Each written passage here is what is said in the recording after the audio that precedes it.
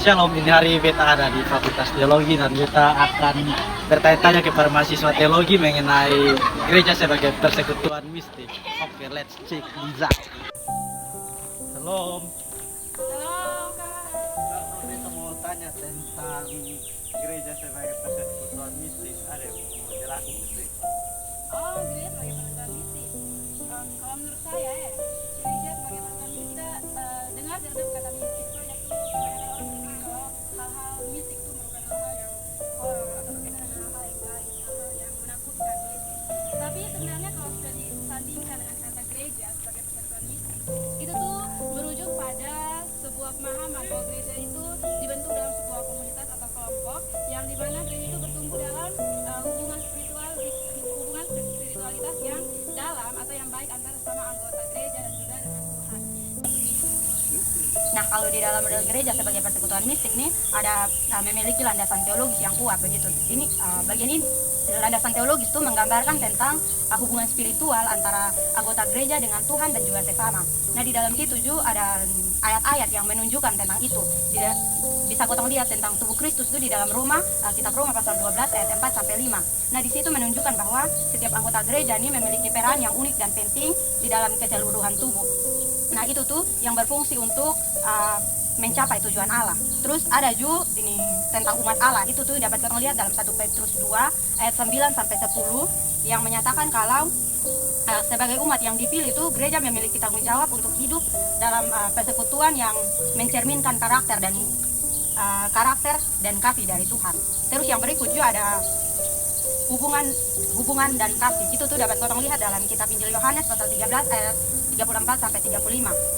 Nah, di dalam situ tuh menyatakan kalau kasih menjadi dasar dari persekutuan mistik, di mana setiap anggota tuh diharapkan untuk saling mendukung dan membangun satu sama lain dalam iman. Ini nih diciptakan untuk mewujudkan komunitas yang kuat dan saling menguatkan. Oke kak, makasih. Kotong lanjut lagi. Saya syarat di sini. Ke mana? Kalau menurut beta sambung di tradisi gereja. Nah, tradisi gereja tuh kayak satu persekutuan yang berakar pada pemahaman tentang suatu komunitas antara Tuhan dengan anggota-anggota gereja.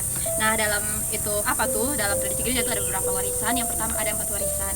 Yang pertama tuh ada 5 warisan. Aduh, bisa lupa.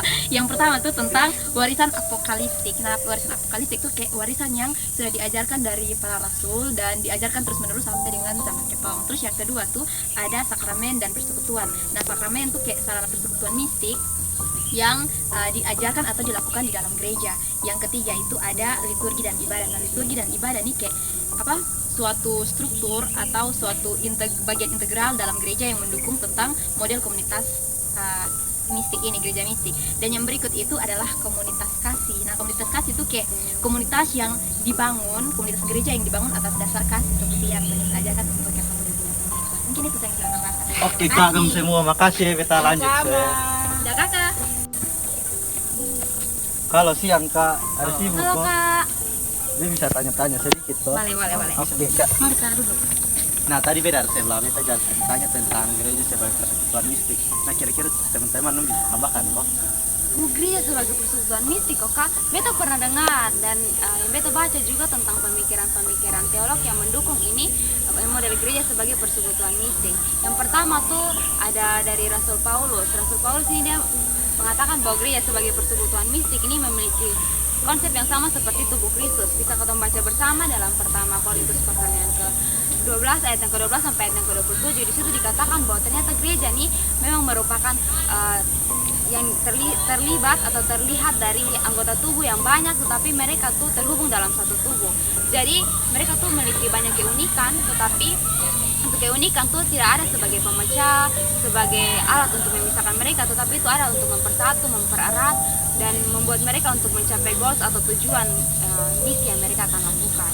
Yang kedua juga ada dari Agustinus, kalau saya salah. Agustinus tuh dia mengatakan bahwa gereja sebagai persekutuan mistik tuh dianggap sebagai satu konsep yang adanya persekutuan dan juga kasih.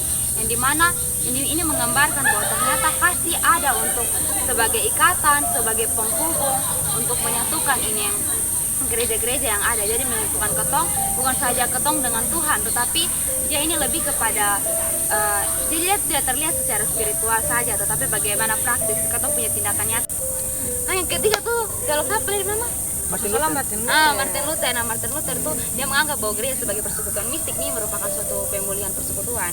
Jadi ketong sebagai umat manusia, ketong sebagai komunitas orang percaya tuh ketong bisa saja langsung ketong mengakses, ketong langsung saja menemui Tuhan tanpa melalui perantara begitu. Dan bukan saja itu, dia juga bilang bahwa ketong nih ternyata ketong orang Kristen nih, ketong nih harus saling mendukung dan saling memperhatikan dalam iman. Jadi pada intinya tuh dia mau untuk ketong semua tuh terhubung dalam setiap persekutuan yang ada. Yang keempatnya Bonhoeffer. Nah, Bonhoeffer ini dia mengatakan bahwa gereja sebagai persekutuan mistik nih itu tuh sama seperti suatu komunitas sejati. Dia mengatakan dalam dia punya buku, dia tulis tentang berjudul Life Together. Nah, Life Together tuh dia di situ dia mengatakan bahwa persekutuan mistik ini mencerminkan kasih Kristus dan juga bagaimana ketong punya hubungan yang saling mendukung antara satu dengan yang lain dalam ketong membangun iman. Dan bukan saja itu, dia juga mengatakan bahwa ternyata ketong bisa merasakan kuasa dan karya Tuhan tuh bukan saja terlihat dari ketika ketong punya hubungan yang sangat mendalam dengan Tuhan, tetapi bisa juga ketong rasakan itu melalui ketong punya hubungan dengan sesama.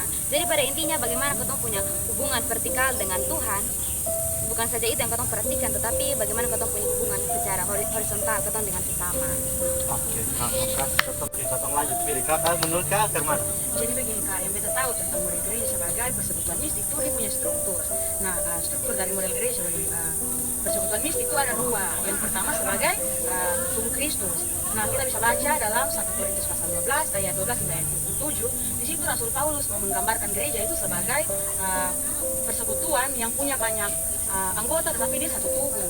Nah di situ gimana setiap anggota itu dia punya peran fungsi yang unik, dia punya peran dan fungsi masing-masing tapi unik. Nah di situ instruktur ini mau menjelaskan dan menekankan kepada anggota bahwa terlepas dari dong punya latar belakang, dong punya budaya, dong punya ekonomi dan pokoknya dong punya kehidupan latar belakang tuh yang berbeda-beda tuh ternyata dong tuh punya nilai dan kontribusi yang sama dalam satu persekutuan walaupun dong berbeda-beda gitu. Terus struktur yang kedua tuh Kak, struktur kepemimpinan Kristus. Nah, di situ kita bisa lihat dalam Efesus pasal 1 ayat 22 dan ayat 23, di situ dikatakan bahwa Kristus itu dia adalah kepala gereja yang mengarahkan dan memimpin itu jemaat. Nah, dalam ini model kepemimpinan Kristus ini mau menekankan kepada pemimpin gereja untuk dia sebagai pelayan yang membantu mengarahkan ini anggota jemaat untuk dong mengalami pertumbuhan iman dan dong ikut berpartisipasi dalam misi gereja, bukan sebagai pemimpin yang dominan gitu Kakak. Itu struktur dari model kepemimpinan model gereja sebagai persekutuan. Oke, makasih Kak. Iya, Kita beta pindah ke sebelah lah ya. Oke Kak, menurut Kak ke mana? Beta juga sempat belajar tentang ini. Beta hafal sedikit tentang ciri khas dari gereja sebagai persekutuan mistik. Nah, yang pertama itu hubungan yang mendalam. Nah, hubungan yang mendalam ini menekankan tentang hubungan antar anggota jemaat. Di situ bukan hanya hubungan sosial yang ditekankan, tetapi hubungan spiritual juga. Di situ sesama anggota gereja itu harus saling mendukung, saling mendorong dalam iman. Ciri khas yang kedua itu fokus pada kasih. Di sini mau menekankan bahwa setiap anggota gereja itu harus memperlihatkan mereka pun kasih sebagai wujud dari kasih Kristus. Yang ketiga itu ciri khas tentang keterlibatan aktif, di mana ciri ini menekankan bahwa setiap anggota gereja itu harus terlibat aktif dalam setiap pelayanan, supaya juga mereka melihat bahwa mereka itu saling mendorong dan saling mendukung dalam sesama anggota jemaat. Yang keempat, spiritualitas yang hidup. Di sini menekankan bahwa seperti yang pertama tadi, tidak hanya hubungan sosial yang diperlihatkan, tetapi hubungan spiritualitas. Mereka saling mendukung, saling bekerja sama, begitu supaya menekankan pada iman mereka. Itu sama. Terima kasih Yesus. Kasih waktu untuk kita tanya-tanya. Terima kasih Terima kasih. Kakak. Tuhan Yesus memberkati. Lanjut. Halo Selong. Engkau kan lu tadi sudah. Oke, kita langsung. Saya beji tanya-tanya ulang ya. Sampai kalau masih ada mau omongannya belum. Masih tentang topik yang sama kok. Masih tentang topik yang sama, potong bahas tentang gereja sebagai persekutuan mistik. Oke, nah kita langsung dari pertama dari siapa saja. Kesin aku. Kita Kita membahas Depok penerapan. Nah, kalau di gereja sebagai persekutuan mistik nih, Depok penerapan tuh relevan pada dua konteks. Itu konteks global dan konteks lokal. Kenapa bisa relevan di dua konteks itu? Karena gereja sebagai persekutuan mistik ini mampu menjawab kebutuhan komunitas akan komunitas yang solid dengan spiritualitas yang autentik.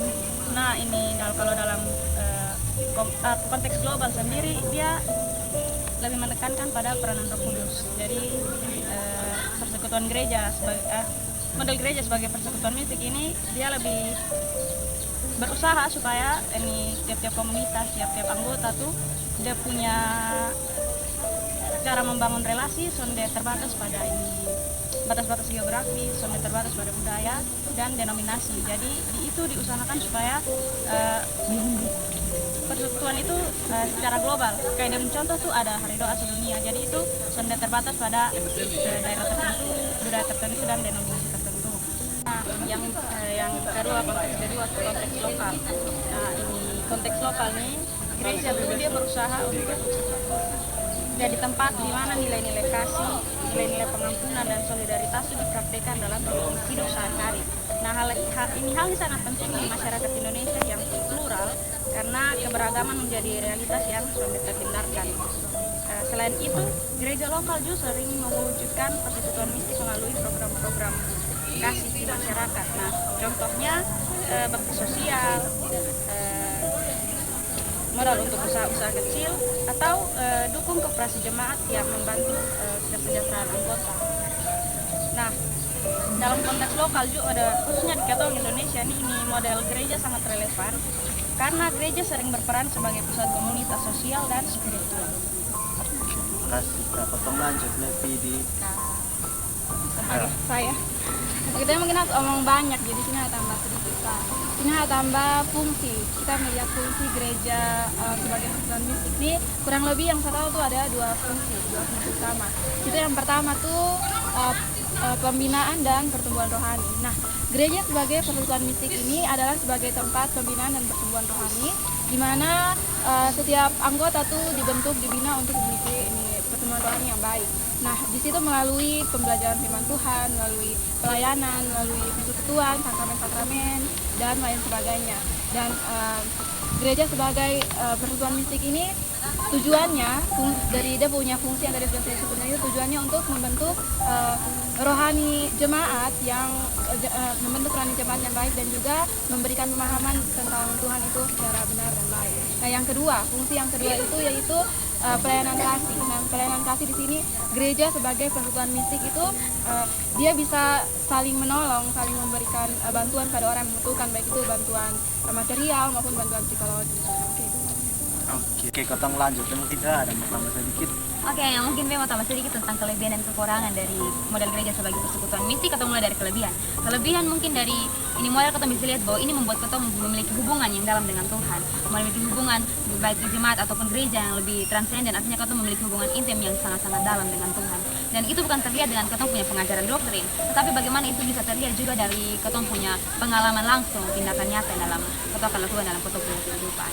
Yang berikut juga ini juga akan memperdalam kita punya dimensi holistik. Tapi dilihat di sini dengan relasi dengan Tuhan itu yang dimaksud dengan holistik itu kita lebih kepada keseluruhan. Jadi bukan saja spirituali, tetapi bagaimana kita punya fisik, kita punya emosional, kita bisa atur itu semua jadi satu dan kita memiliki relasi yang betul-betul utuh dengan Tuhan.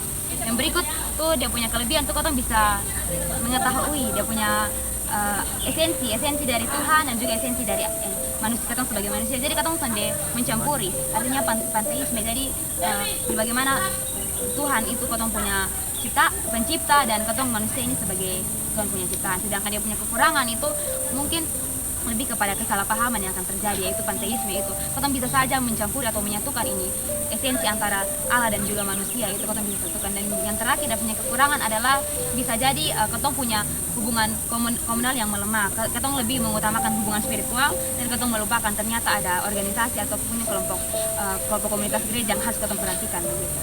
Oke, terima kasih Kak banyak berbagi dengan beta. Tuhan memberkati dalam kuliah dan pengerjaan tugas semua.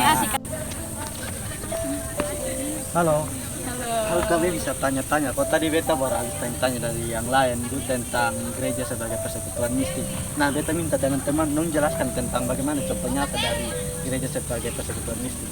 Yang beta tahu tentang model gereja sebagai persekutuan mistik ini saat ini dia sudah diterapkan di beberapa gereja. Itu contohnya di gereja Katolik dia terwujud melalui perayaan Ekaristi. Kalau di gereja Protestan dia terwujud melalui perjamuan kudus. Nah, model gereja sebagai persekutuan mistik yang terlihat di dalam perayaan Ekaristi sebagai sakramen persekutuan yang dilakukan oleh gereja Katolik itu terlihat ketika masa pandemi COVID-19 itu Gereja Katolik berusaha untuk terus menghubungkan umatnya dengan Allah dan sesama melalui misa online yang dilakukan secara live streaming. Jadi walaupun don't terpisahkan secara fisik begitu saya bisa dikumpulkan di gereja, tapi melalui misa online ini gereja berusaha untuk menjaga hubungan spiritual antara umat dengan Allah dan juga dengan sesama. Jadi ikatan sebagai persekutuan mistik ini tetap terjalin sekalipun dengan kondisi yang terbatas. Nah ini menegaskan kalau Roh Kudus ini juga melalui Roh Kudus gereja dapat terus berpartisipasi dalam persekutuan mistik dimanapun umatnya berkumpul untuk beribadah. Nah, kalau misalnya model gereja sebagai persekutuan mistik di gereja Protestan itu dilihat melalui perjamuan kudus. Nah perjamuan kudus ini kan adalah perjamuan roti dan anggur. Nah itu perjamuan roti dan anggur ini mempersatukan jemaat dengan Allah supaya umat dengan Allah ini menjadi satu persekutuan dan dengan sesama juga menjadi satu persekutuan. Nah melalui roti yang dipecah-pecahkan ini adalah tanda saling berbagi dan peduli terhadap persekutuan di dalam Tuhan. Itu yang mereka buat. Tentang lagu kalau menurut kakak contoh nyata yang lain after mana? Yang saya paham itu ini kontribusinya dalam gereja sebagai persekutuan yang mistik itu ini terlihat dalam gereja Katolik yaitu Ekaristi. Nah dalam Ekaristi ini terdapat 3 aspek. Yang pertama ini terlihat dalam cara hidup jemaat yang tetap merayakan Ekaristi yang walaupun terpisah oleh jarak. Yang aspek yang kedua itu ini terlihat dalam perayaan kebangkitan Kristus yang dimana melalui misa online gereja sebagai sarana untuk ini menyatukan umatnya dengan Allah. Terus yang aspek yang ketiga itu ini terlihat dari peran Roh Kudus yang menyempurnakan persekutuan umatnya dengan penciptanya itu Allah sendiri. Nah, sedangkan dalam gereja Protestan sendiri itu terlihat dalam perjamuan kudus, di mana perjamuan kudus itu merupakan sarana untuk menyatukan ini memperkuat ini persekutuan iman mereka dan perjamuan kudus juga dapat menyatukan umatnya dalam kasih dengan sesama yang diwujud nyatakan dalam iman percaya mereka kepada Yesus Kristus sendiri. Nah, dalam hal ini persekutuan mistik ini sangat mempengaruhi dalam kehidupan bersama dan dapat menghidupi kembali ini hubungan antara manusia dengan Allah dalam kasih. Mungkin itu saja yang saya mengerti dari kontribusinya tadi. Oke Kak, makasih sudah kasih waktu untuk kita tanya-tanya. Sukses dalam kuliah ya. Terima kasih Kak. Oke teman-teman, setelah beta bertanya-tanya dengan mahasiswa teologi di sini, dapat ketong lihat bahwa mahasiswa Fakultas Teologi di sini mempunyai pemahaman yang sangat luas tentang gereja sebagai persekutuan mistik. Dan dari hasil pertanyaan yang saya berikan, saya mengambil kesimpulan bahwa gereja sebagai persekutuan mistik menekankan hubungan spiritual yang mendalam dengan Tuhan dan sesama, berpusat pada kasih dan solidaritas. Model ini relevan dalam menjawab kebutuhan komunitas yang saling mendukung meskipun menghadapi tantangan eksklusivitas dan adaptasi zaman. Oke, sekian dari saya. See you and God bless you.